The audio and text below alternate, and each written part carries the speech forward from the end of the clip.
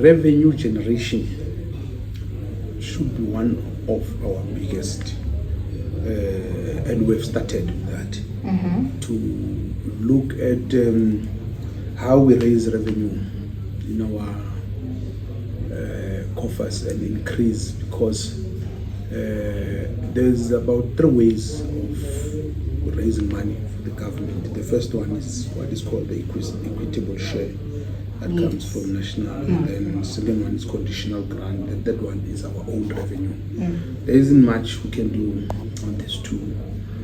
We have to focus on that, but it's not given that it's going to be easy because the economy is not doing well.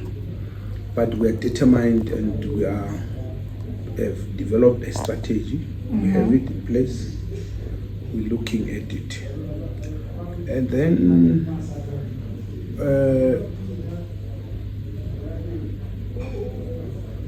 we have finalized, and we will be taking to the Executive Council the feasibility on the State Bank and on the pharmaceutical company, state-owned. And at the right time, we will then give you the details of how we want to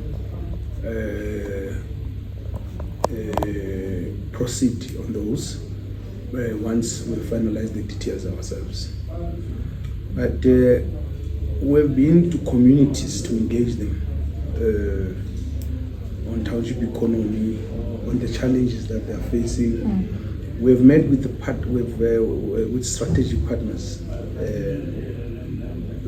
because we believe that we need to reposition Gauteng as an economic hub to be able to influence not just national government but also private sector. And if you want to influence the private sector in terms of what direction it takes, means you must talk to the people who matters in the private sector. And that's why we've met with CEOs of banks, we've met with the Reserve Governor, we've met with several companies. There's partnerships that were forged with big companies like Take a Lot, like Uber, which are going to help us in the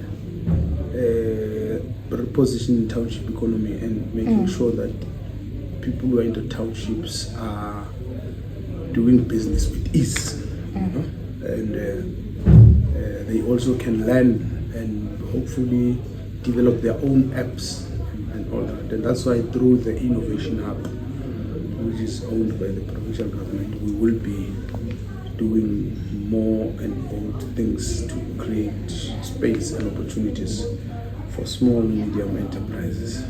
Sometimes we take things for granted, like understanding what is the size of the economy, what makes this economy, what is the size of the population, what are the challenges that the economy is facing, different sectors of the economy. So that work we've been doing and we've done. Now we have a sense and we understand that we must be able to change certain sectors, and we want to put together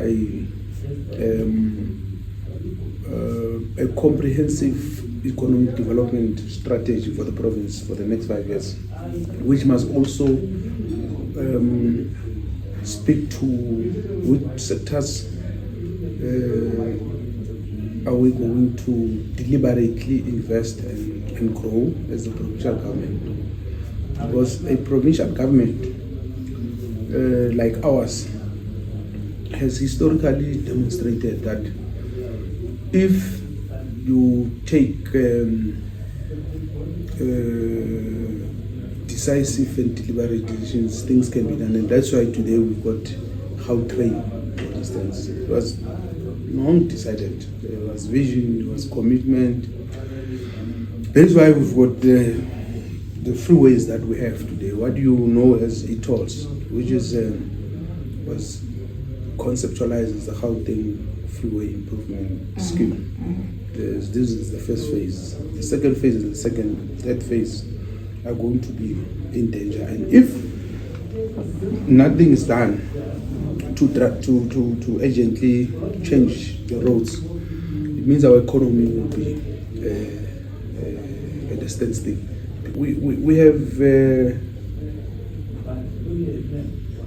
We are losing more than 35 billion in these 5 years as Gauteng from our coffers. 20 billion is for e-tolls. 15 billion is budget cuts because of the economic situation in the country.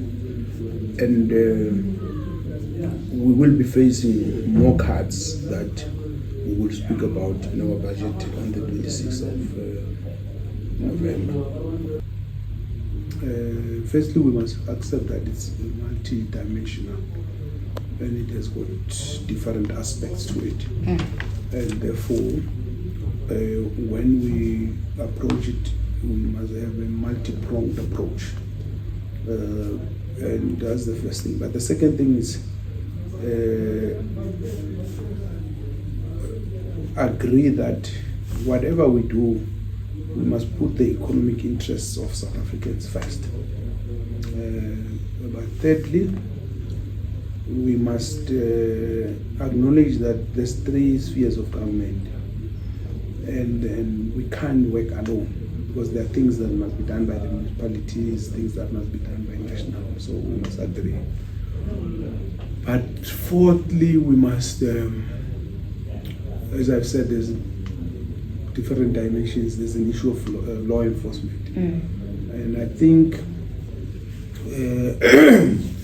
as a country, we're drifting towards lawlessness if we're not yet there. And it's unfortunate because you have people doing as they wish, committing crime, occupying land illegally, establishing shops without proper permits, and I think that borders on lawlessness.